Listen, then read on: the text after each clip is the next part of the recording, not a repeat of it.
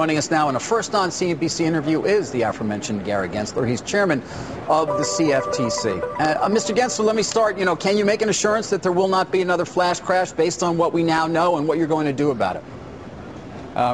David, good to be with you. It was good to hear from the advisory committee today. They made a series of recommendations that we need to take into consideration.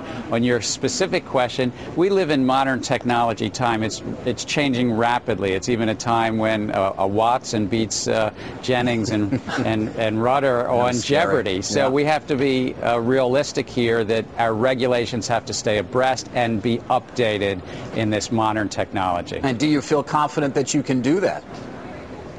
Oh, I think it's going to be dependent upon the excellent staffs of the CFTC and SEC and funding. Without funding, I have less confidence, and I don't know that we can do it.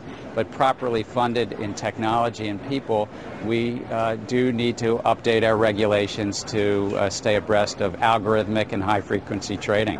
Mr. Gensler, Bob Pisani here. You have a report from your advisory committee. You got a report from your own staff. What we don't have is a report from you. What caused the flash crash?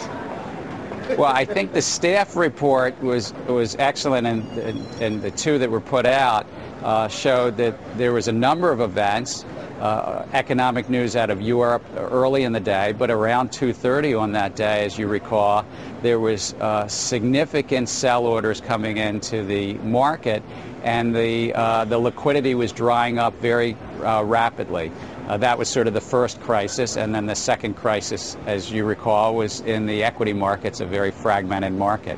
Would you agree that given the tenor of your advisory committee's report that one of the primary causes of the flash crash was the rickety market structure that we have? I think that they talked about a number of things in this new world of electronic trading, where 90% of the market is electronic trading, and much of it is algorithmic and high frequency. So they laid out 14 recommendations.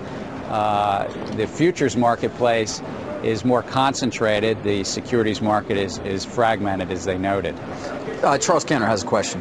What is the regulation can only do so much? Where's the human oversight element to the solution, and how do we make all the different systems talk to each other, which clearly didn't happen the last time?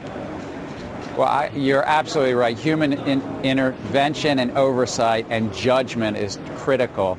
I think they had key recommendations on supervision and testing that we're going to look at very closely. It's important that humans actually supervise the algorithms and the judgments they're putting in the machines. Well, Mr. Gensler, final question. There's some question about the CFTC's budget and whether Congress is going to cut it. Will you be able to do everything you're talking about here, and not to mention everything else that's expected of you as a regulator with the current budget or whatever perhaps is passed as from Congress?